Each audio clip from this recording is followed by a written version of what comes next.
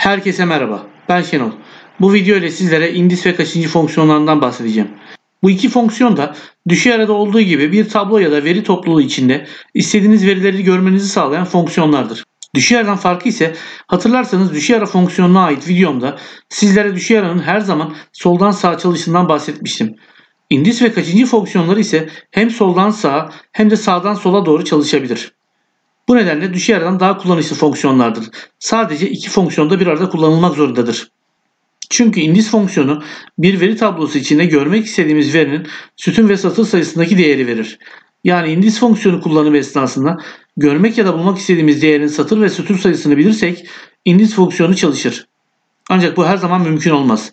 Sütun sayısını bilebiliriz ancak satır sayısını binlerce satırlık bir veri tablosu içinde bilip yazmak pek mümkün değil.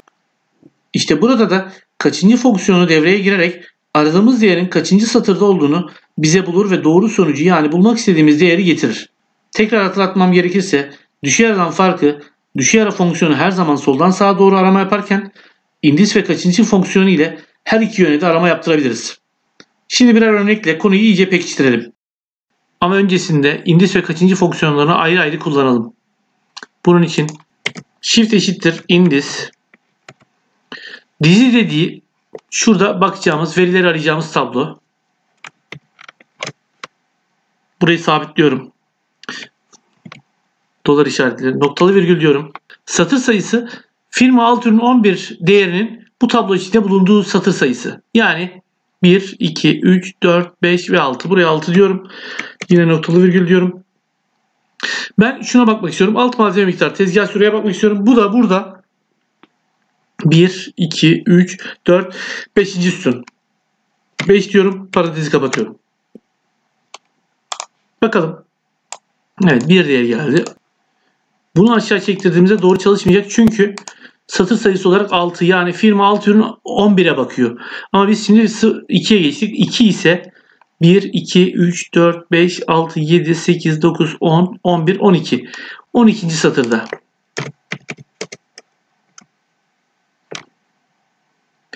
Her bir referans için bunu değiştirmemiz gerekiyor. İşte burada kaçıncının önemi çıkıyor. Peki kaçıncıyı ayrı olarak kullanalım. Shift eşittir kaçıncı. Aranan değer firma alt ürün 11 noktalı virgül. Aranan dizi şurası. Tam eşleştirme. Gördüğünüz gibi 6. satır firma alt ürün 11 6. satırda. Diğerleri için bir bakalım. Firma alt ürün 2 12. satırda. Zaten bunu hesaplamıştık az önce. 98 14. satırda. Doğru. 2 satır aşağıda gibi. Şimdi bunları bir de birlikte kullanalım. Shift eşittir indis dizi olarak şu tabloyu alıyorum. Sabitliyorum. Noktalı virgül. Şimdi burada satır sayısı için her bir referansa göre bulmasını istediğimiz kaçıncı fonksiyonunu kullanıyoruz. Aranan değer burası. Noktalı virgül aranan dizi şurası. Tam eşleşme. Parantezi kapatıyorum. Noktalı virgül diyorum. Sütun sayısı ise alt malzeme miktarı tezgah süre olan sütuna bakıyorum. Yani 1, 2, 3, 4, 5. 5 diyorum. Aşağı doğru çektiriyorum. Kontrol edelim. 1, 1, 1 diye geliyor.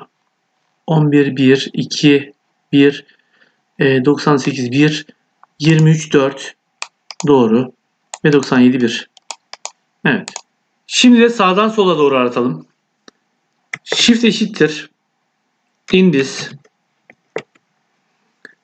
dizi yine aynı şekilde şu tablo sabitliyorum. Noktalı virgül. Kaçıncı diyorum. Aranan değer. Aranan dizi.